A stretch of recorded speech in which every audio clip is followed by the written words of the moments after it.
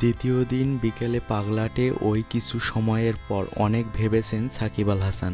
ঠিক করেছেন পরদিন বদলে ফেলবেন নিজেকে, সময় নিয়ে চেষ্টা করবেন লম্বা ইনিংস খেলতে।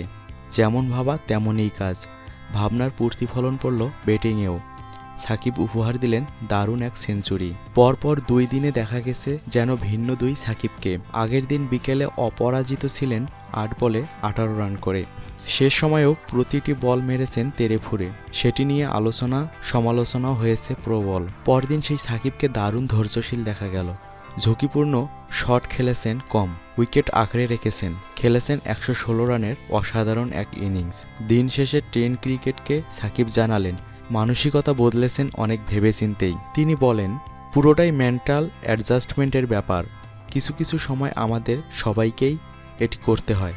আমি ভাগ্যবান যে এটা করতে পেরেছি।